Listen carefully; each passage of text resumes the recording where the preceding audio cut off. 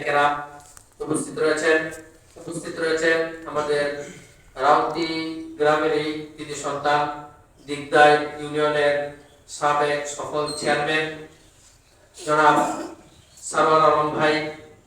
এছাড়াও উপস্থিত রয়েছেন তরুণ যুবক আমাদের শ্রদ্ধেয় বড় ভাইরা। সকলকেই আত্মাকোয়া ফাউন্ডেশনের পক্ষ থেকে ধন্যবাদ জ্ঞাপন করছি। আসলে আত্মাকোয়া ফাউন্ডেশন মূলত আত্মাকোয়া ফাউন্ডেশন এই নামে কার্যকর হয়ে এর কার্যক্রম আত্মাকোয়া ফাউন্ডেশনের নামে কার্যক্রম শুরু হয়েছে 2022 সালে। এই জন্য উল্লেখ করা হয়েছে প্রতিষ্ঠাকাল 2022 সাল। মূলত আমাদের অত্র মহল্লা শ্রদ্ধেয় বড় ভাই জনাব আবুল হাশেম জয়, উনি প্রথম এর কার্যক্রম শুরু করেছেন ব্যক্তিগতভাবে। প্রথমে উনি ব্যক্তিগতভাবে এর কার্যক্রম শুরু করেছেন। আমরা অনেকেই হয়তো অবগত রয়েছি, আমরা যে মসজিদে বসেছি এই মসজিদ আলহামদুলিল্লাহ এই মসজিদের পুনর্নির্মাণের কাজ এই ভাইয়ের মাধ্যমে হয়েছে। এছাড়াও সত্যি বড় বিষয় হলো আমরা অনেকেই জানি উনি একটা সময় বড় ধরনের অসুস্থ হয়ে যান। পরবর্তীতে আল্লাহ রাব্বুল আলামিন ওনাকে দিনের পথে আসার সুযোগ তৈরি করে দেন। উনি ব্যক্তিগতভাবে উলামায়ে কেরামের সাথে পরামর্শক্রমে বিভিন্ন সামাজিক এবং দ্বীনি কর্মকাণ্ডের সাথে সম্পৃক্ত হওয়া শুরু করেন।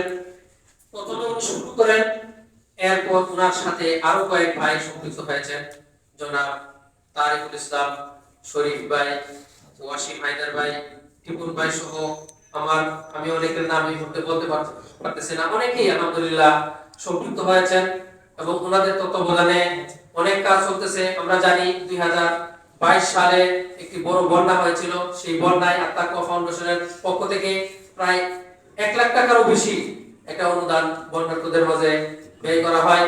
এছাড়াও সময়ে সময়ে আত্মাকোয়া ফাউন্ডেশনের উদ্যোগে বিভিন্ন আয়োজন এবং ব্যবস্থাপনা গ্রহণ করা হয়ে থাকে।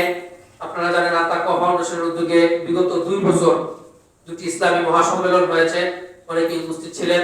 এবছর বিভিন্ন কারণে মাহফিল করা সম্ভব হয়ে ওঠেনি। ইনশাআল্লাহ আগামী বছর আরো বড় পরিসরে আপনাদের সকলের পরামর্শক্রমে সকলের সার্বিক সহযোগিতায় বড় পরিসরে মাহফিলের আয়োজন করা হবে ইনশাআল্লাহ তাআলা। সর্বোপরি ভাইয়ের মন মানসিকতা আমরা সকলেই জানি। উক্ত ভাই এবং ওনার সাথে আরো যারা রয়েছেন তারিকুল ইসলাম শরীফ ভাই, ওয়াসিম ভাই, টিপুন ভাই আরো যারা রয়েছেন, ওনারা আলহামদুলিল্লাহ দ্বীনের কাজের সাথে সম্পৃক্ত থাকার চেষ্টা করেন। আমি উপস্থিত সকল উলামায়ে কেরাম এবং যারা উপস্থিত রয়েছেন সকলের প্রতি উদাত্ত আহ্বান করব, প্রথমত ওনাদেরকে পরামর্শ দিবেন আরো কিভাবে কাজগুলো চালিয়ে নেওয়া যায় এবং কিভাবে দ্বীনি কাজ কর্মকাণ্ডের সাথে সম্পৃক্ত হতে পারেন। আপনারা পরামর্শ করবেন, ওনাদের সহযোগিতা করবেন। আমার যতটুকু জানা মতে ওনারা ইনশাআল্লাহ উলামায়ে কেরাম, এটা তো সকলের উপস্থিতিতে করা হচ্ছে, আপনারা ব্যক্তিগতভাবেও ওনাদের সাথে আপনাদের বিভিন্ন বিষয়ে পরামর্শ, বিভিন্ন বিষয়ে আপনারা ওনার সাথে কথা বলবেন, ইনশাআল্লাহ সমাধান হয়ে যাবে। সম্মানিত উপস্থিতি, এ পর্যায়ে আমরা আলোচনা শুনবো। আমাদের মাঝে উপস্থিত হয়েছেন আমাদের মেহমান, আমাদের